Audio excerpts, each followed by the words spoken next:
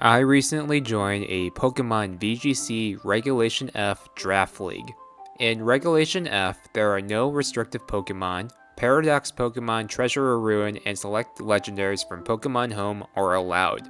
In a Draft League format, there are no repeat Pokemon, which means if someone chooses Incineroar, no one else can take it in the draft. Furthermore, each Pokemon has a certain point value, with each captain having 110 points to work with. This emphasizes team building, which is one of my favorite things that I love about competitive Pokemon.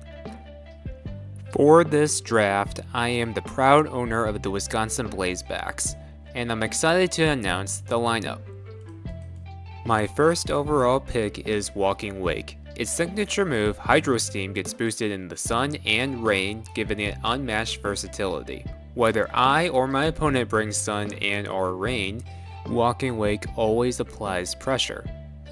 My second pick was Ninetales with Drought. Compared to Torkoal, Ninetales was more affordable in draft points and brings extra utility with moves like Scorching Sand, Energy Ball, and Safeguard, letting it support more than just Sun. My third pick was Pelipper with Drizzle. Pelipper is one of the more reliable support Pokemon in doubles thanks to Wide Guard and Tailwind, and naturally strong defensive typing. It pairs well with Walking Wake. My fourth pick was Hisuian Typhlosion, largely for the ability Frisk. Since the league is closed team format, Frisk allows me to see what my opponent has for items, which can be a huge advantage. Typhlosion also works very well under the sun with Eruption. Venusaur was my fifth pick overall, bulky, fast under the sun thanks to Chlorophyll and equipped with Sleep Powder. Venusaur can swing entire games. It also provides strong coverage and defensive utility. My sixth pick was Indeedee Male. Psychic Terrain shuts down priority moves like Fake Out and provides me with another offensive strategy. Left unchecked, Indeedee can surprisingly do damage. Delphox was my seventh pick, which benefits from both the Psychic Terrain and Sun. It's cheaper than Armor Roach and provides a strong coverage, making it a flexible attacker that fits multiple team modes. My eighth pick was Pikachu. Thanks to the Lightning Rod ability, it protects the team from opposing electric attacks. Pikachu also gives me Fake Out pressure. My ninth pick was Hisuian Silgu. Great defensive option with shell armor to prevent critical hits. It thrives in the rain and gives me a reliable switch in against opposing attacks. My final pick was Swampert. It completes my rain mode with a strong bulky Pokemon with great coverage and immunity to electric attacks. Overall, I'm happy with how this draft came together. The Blazebacks have sun, rain, and terrain and multiple offensive modes, making it tough for my opponents to predict what I'll bring week to week. It is week 1 with the Dreepy Draft League, and I'm up against the mighty Mienshaos and the commissioner of the league himself. His first Pokemon is Fluttermane. With the Photosynthesis ability, he can take advantage of my Sun mode, and it is especially bulky, so he can take a hit, and it can deal damage as well. His second Pokemon is Dragonite, and it's scary with multi-scales, being able to take a few hits while also being physically strong, so it can use like Extreme Speed, Dragon Claw, Outrage to deal some real damage. His third Pokemon is Blastoise, which has Fake Out for pressure, as well as Water Spout, which can be boosted in the rain. His fourth Pokemon is Typhlosion, and if he brings this against my Sun team, he can have an advantage with Flash Fire going into my Eruption. His next Pokemon is Poltergeist, and despite having the Heat Proof ability, I can't see him bringing this Pokemon along because primarily Poltergeist would want to use Hospitality, and I don't foresee these games going long for that to matter. He does have a Crocodile, which can be scary. Not only does it have the Intimidate ability, but it could also have Moxie. Now, given my team being mostly special attackers, he's gonna bring in Moxie, with Dark and Ground being a great counter against my Psychic mode, as well as Fire types. Copperage has Sheer Force that can be scary paired with the Life Orb ability, but I don't see him bringing this Pokemon due to the Steel typing, and my Sun team could nuke it out of orbit. He does have an Electivire, which can take advantage of the rain, as well as shutting down any of Pikachu's electric moves with Motor Drive.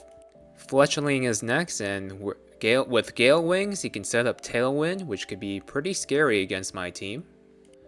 Lastly, he has a Riolu with the Prankster ability. Primarily, I think he wants to use this to set up with like coaching, but I don't see him using that this week.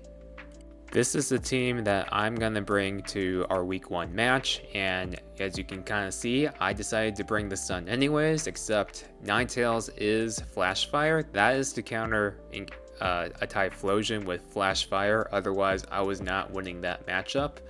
And then we have, primarily our idea is Delphox and Indeedee to Expanding Force and Dazzling Gleam, with Walking Wake and Typhlosion coming in the back to clean up the house, and Venusaur to put something to sleep in case it comes to that point. With that being said, let's get into Game 1. I led with Delphox and Indeedee into Dragonite and Fletchling. Right away, Fletchling set up Tailwind, flipping the speed control. I had terrestrialized Delphox into a Fairy type as Dragonite went for an Outrage into it, doing 0 damage.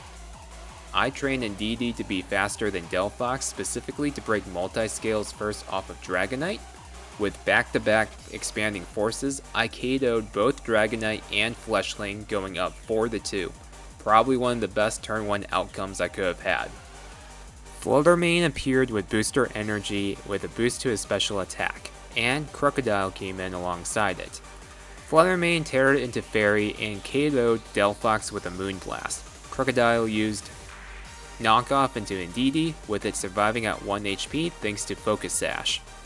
I brought in Walking Wake, hoping to outspeed, but under Tailwind, Fluttermane and Crocodile clean up the rest. I lose Game 1. In Game 2, we both opened with the same Pokemon.